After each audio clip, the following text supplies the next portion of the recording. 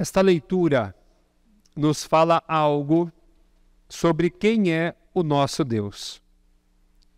E ao falar de Deus também diz quem é o ser humano, porque afinal nós vivemos a imagem e semelhança desse Deus. Então, conforme for o nosso Deus, nós iremos viver a semelhança dele. Portanto, num primeiro momento, nós precisamos rezar o que esse Evangelho nos oferece sobre o Deus da revelação. O que Deus diz de si através de Jesus nesse Evangelho. Portanto, é importante a gente situar o que está acontecendo. Se a gente ler um pouquinho antes aqui dessa passagem, o que está acontecendo? Também em dia de sábado, Jesus havia feito o bem em uma sinagoga. Mas como nós sabemos, o dia de sábado não é para se fazer nada. O que aconteceu então? Perseguiram Jesus com a intenção de apedrejá-lo. Então Jesus está apressado pelo risco de apedrejamento. E aí chegamos nesse evangelho. Jesus andando apressadamente, não consegue continuar apressadamente. Algo faz a divindade parar. O que faz Jesus parar? O cego de nascença, marginalizado, uma situação de desumanidade. O nosso Deus, diante de qualquer situação em que o ser humano perde a sua dignidade, o nosso Deus não consegue continuar reto, sem mais. Ele precisa parar para ter alguma atitude.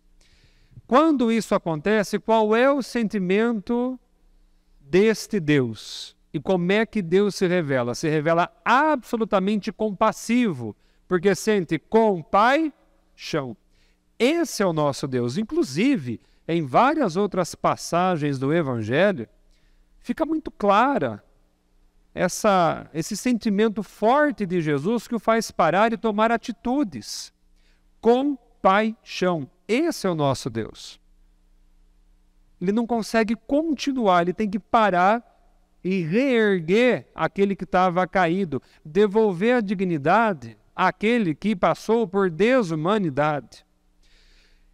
E nesse evangelho não só nós temos esse dado de revelação, mas corrige uma mentalidade daquele tempo e que pode ser também a mentalidade de hoje. Quem de nós nunca escutou assim, nossa, alguma coisa ele fez para passar por isso aí? Quem de nós? Ou até os antigos, né? Às vezes diziam assim, alguém lá pecou e a pessoa herdou alguma coisa e tal. Estou errado. A gente já escutou esse tipo de coisa. Gente, toda a imagem de um Deus vingativo, de um Deus punitivo, de um Deus que faz o mal, todo tipo de imagem que você tiver disso, abandone à luz desse evangelho. O nosso Deus não castiga ninguém. Esse não é o Deus revelado por Jesus. Não é. O Deus revelado por Jesus hoje é um Deus que sente compaixão. Ele não tira, ele devolve dignidade, nos reergue e dá vida e vida nova. Esse é o nosso Deus. Qualquer outra imagem que você tiver de Deus aí, converta à luz desse Deus revelado por Jesus Cristo. Um Deus de compaixão. Então, rezado isso, nós podemos ir para o segundo ponto do Evangelho. Porque, afinal, se esse é o nosso Deus compassivo e de compaixão, quem é o ser humano? E olha que bonita a maneira como o texto descreve quem é a pessoa diante de Deus. Quando nós temos aqui essa descrição, com a saliva fez lama e tocou os olhos. Rapidamente, quando o Evangelho traz a lama, o que nós temos que lembrar? De algo muito mais antigo que também tem essa imagem bíblica. ela não é recente, e João sabia, o evangelista. A gente tem que lembrar que lá no início da palavra de Deus, no Gênesis, Deus deu forma àquilo que não tinha forma, e da lama ele assopra e dá vida. Aqui que está. Olha que interessante e a beleza desse texto. No Gênesis é sopro de vida. Vida todo mundo tem. A gente respira, a gente anda, a gente se alimenta, isso é vida. Agora, no Novo Testamento, esse sopro de Jesus aqui, quer dizer, a saliva que vem de dentro, tem o hálito de Cristo e faz lama, esse sopro de vida é algo a mais. Vida a gente já tem. Que vida é essa que vem de dentro de nosso Senhor e passa para Ele, e passa para nós? Uma vida a partir do Espírito Santo. O encontro com Jesus tem que elevar qualitativamente a nossa vida. É vida e mais vida, é vida mais intensa, vida mais bonita, uma vida melhor. Viver a gente já vive. A partir de Jesus tem que ser uma vida diferente. A palavra de Deus sabe tão bem disso. Eu brinquei e brinco de novo, né? Com o Mauro, se lembra dos conceitos, né? Você teve boas aulas sobre isso, não é, Mauro? Eu dei aula para ele disso. Lá no Antigo Testamento, qual era o conceito lá no Gênesis? Nefesh, sopro de vida. No Novo não é mais Nefesh, é Ruá. É um sopro de vida, sim, mas Ruá é o quê? Espírito Santo. A palavra de Deus está nos dizendo o quê? A partir do encontro com Jesus, a nossa vida tem que ser diferente, tem que mudar, tem que ser melhor. E, gente, só entende o que eu estou dizendo quem fez essa experiência. Quem não fez não vai entender. Como é que está a sua vida aí? Você está contente? Está tudo bem? Está tocando, né? Se a pessoa fala, eu estou tocando e está indo, é a vida aqui, ó, Nefesh.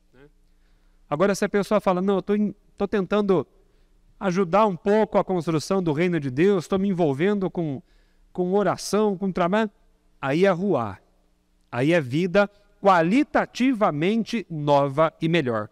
E o encontro com Jesus tem que gerar isso em nós.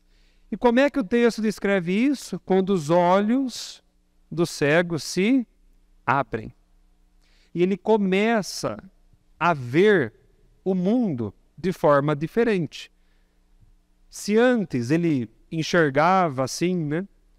Agora ele começa a ver não só as aparências, mas o que está por trás das aparências.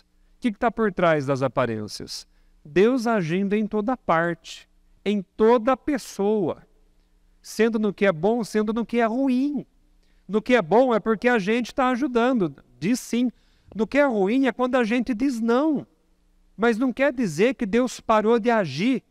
Quer dizer que Ele vai agir para transformar o não em sim. Então, quem fez o encontro com Jesus, mudou de vida, começa a ver o mundo diferente. Começa a ver Deus agindo no mundo. Dá para ver Deus agindo na comunidade aqui. Dá para ver Deus agindo lá na sua família, na nossa família. Ai, meu Deus, padre, não é possível, parece que não, mas Ele está. Ele está. Dá para ver Deus agindo em cada pessoa, nenhuma vida é desprezível. Toda a vida vem de Deus, é desejo dele, esse encontro, essa transformação, ampliação de vida e abertura de olhos, é desejo dele. Uma vida muito mais bonita, mais otimista. E para concluir esse segundo ponto, e ilustrando o que eu estou dizendo, eu vou contar uma entrevista que um grande teólogo deu uma vez, já estava idoso, muito sábio, portanto, depois ficou cardeal da igreja também, e perguntaram para ele assim, olha, o senhor escreveu tanto sobre Deus já, né? Muitos livros, artigos, como é que o senhor ainda vê Deus agindo na história? Sabe o que ele respondeu? Ele fala assim, eu leio jornais. Eu leio jornais. Porque nas notícias de jornais, na vida do povo, eu vejo meu Deus agindo. Naquilo que de bom a gente responde e naquilo de ruim a gente impede a ação dele. E aqui precisa de conversão, e aqui precisa de estímulo. Então eu vejo as notícias da humanidade e eu vejo, continuo vendo Deus agindo na história. Você que está aqui, abra os olhos. Comece a ver diferente. Faça essa experiência de tentar ver Deus nas coisas. Tudo muda, tudo fica melhor. Tudo fica mais bonito. E por fim, para concluir, terceiro ponto da nossa reflexão, não é tão simples assim a gente viver dessa forma. O que aconteceu nesse evangelho? Esse cego de nascença passou a ver, fez o encontro com Jesus. Ele foi rapidamente acolhido? Não foi. Ele foi expulso da comunidade. Como nos anos passados, ainda hoje, muitos por aí não estão dispostos a essa abertura de olhar. Quando a gente às vezes fala de Jesus, fala dessa vida nova, a gente vira chacota às vezes, vira motivo de piada, nos desautorizam.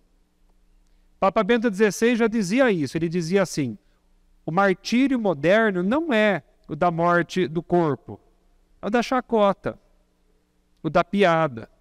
E o cristão tem que estar preparado para passar por isso. O cristão tem que ter a mesma convicção deste sujeito do Evangelho, que não obstante aquilo que disseram para ele, negando o que aconteceu, ele dizia, pois eu estou vendo, pois eu estou vendo. E aqui no final ele diz, eu creio, Senhor. O que os outros pensam não me interessa. A experiência que eu fiz, só eu fiz. E eu tenho convicção do que eu experimentei. E creio no meu Deus. Sendo assim, eu rezo para que esse evangelho seja incorporado por todos nós. Não só nessa noite, mas todos os dias. E finalizo com uma questãozinha, como de costume, no nosso tempo quaresmal. Eu queria que você pensasse, considerando tudo isso que eu disse, que você pensasse o seguinte, como é que está a sua forma de ver o mundo? Você tem facilidade de ver Deus agindo nas coisas, nos movimentos históricos, nas pessoas?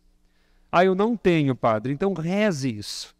Se aplique nisso. Leia esse evangelho 200 vezes para que ele entre.